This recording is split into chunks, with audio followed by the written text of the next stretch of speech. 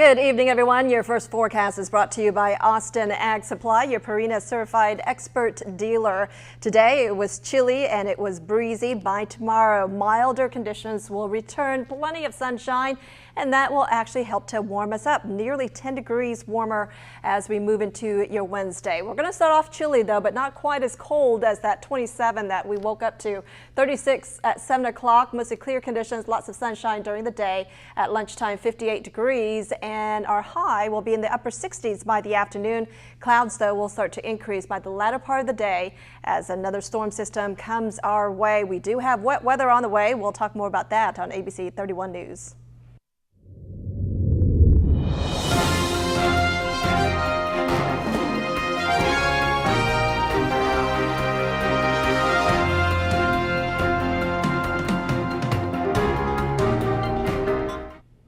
Welcome to ABC 31 News Tonight. I'm Scott Beadle. It is the season for deliveries, but just how safe are your packages? ABC 31's Shar Thomas has more on how you can keep your packages safe in tonight's big story.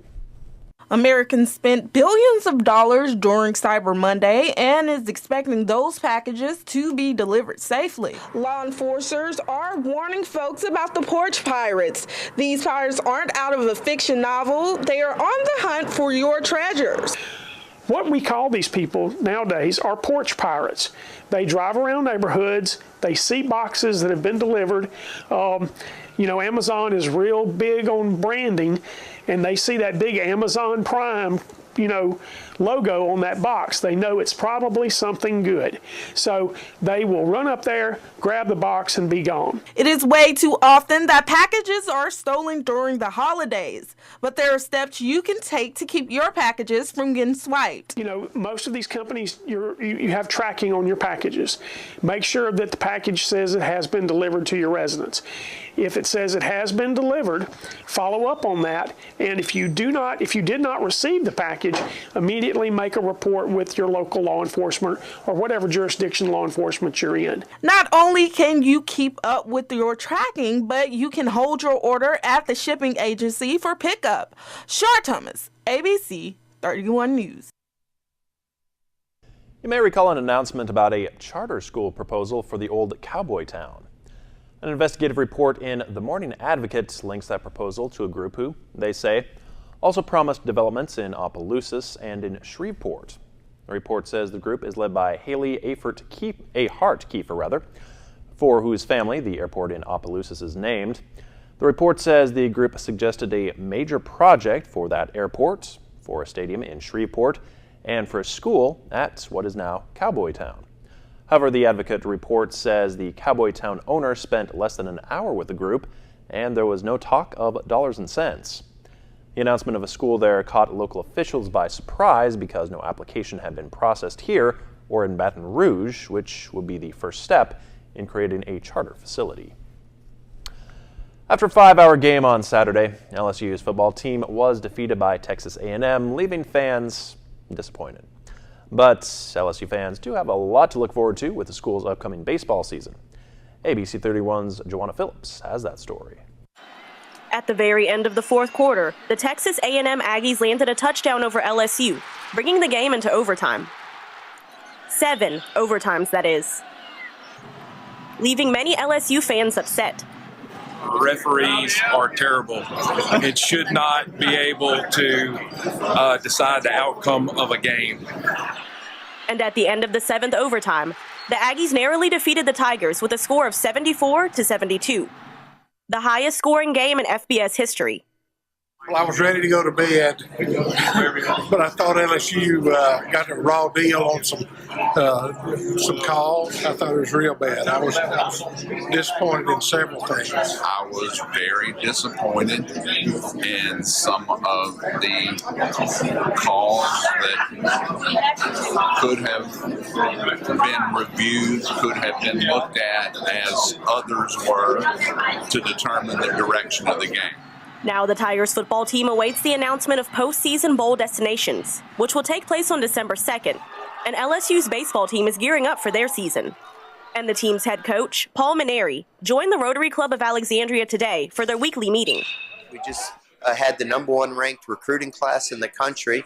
which we're excited about. And in addition to that, we have several players returning to our team that we really didn't expect to return. We had 3 players, Zach Hess, Zach Watson, and Antoine Duplantis were all drafted by the professional baseball leagues, and they decided to put off their pro career for 1 more year and return to LSU. We have a good blend of veterans along with new players, and I think we're all excited. I would very much anticipate that we'll be ranked really high in the preseason polls, so we have a lot of expectations to meet.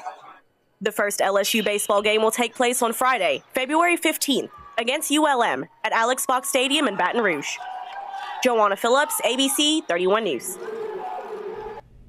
Huckleberry Brewing Company and the Children's Miracle Network have teamed up for an event to raise funds for the Children's Miracle Network. They're calling it Celebration. It's going to be basically a whole weekend. We're doing a lot of fundraising activity for Children's Miracle Network. So leading into it, we're selling custom-made Christmas ornaments, where proceeds from that will go to Children's Miracle Network. The day of the event, we have all kinds of stuff going on. We got face painting for the kids. All proceeds from that will also go to the Children's Miracle Network. We're going to have a chili cook-off. Again, all proceeds going to Children's Miracle Network. We're going to have Celebration Ale. So we're making an ale for the event, and we're going to donate certain proceeds from that to the fund as well. We're selling VIP wristbands for people to get into the event an hour early to be able to sample some of the new beers that we're releasing for the holidays. And they're $10 a piece. All proceeds go to them as well.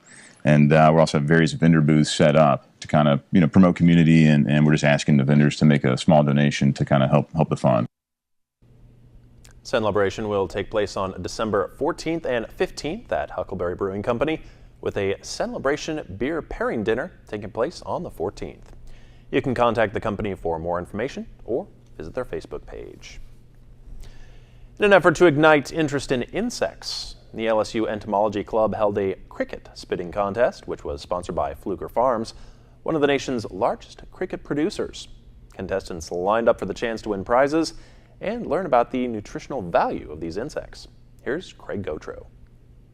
Cricket spitting is an internationally recognized sport, and the LSU Entomology Club held a contest hoping it would help people overcome their fear of insects. I hope people start to feel more comfortable with insects. I feel like they've got a really bad negative media vibe. All the movies we watch always have some creepy crawlies that nobody likes. Another goal was to introduce people to the nutritional value of crickets and other insects. They're very high in protein. They have calcium and iron. I don't expect that an individual cricket has very high calories, but the purpose for them more is that protein acquisition and nutrients. Mealworms are a great source of protein. I actually prefer their taste as well. They've got more of a barbecue taste, especially if you fry them. So, exactly what does a cricket taste like? I don't find that they have much of a flavor. I have heard other people say that they think they taste a little bit like ranch. Some say they taste a bit nutty, and others are not so favorable and think that they leave a bit of a metallic taste behind. Fluker Farms supplied the crickets, which were frozen for the contest. The farm ships out nearly 20 million crickets every week for uses such as pet food and fish bait. It's run pretty much like any farm. It is actually a working agricultural facility. Just like cattle or hogs or anything. The contest attracted nearly 120 participants. The winning lengths for the 2 heats were 22 feet 1 inch and 23 feet 6 inches. For the LSU Ag Center, this is Craig Gautreaux reporting. LSU Ag Center food scientists are working on a cricket powder that can be used as a protein supplement to increase consumption in diets lacking in protein.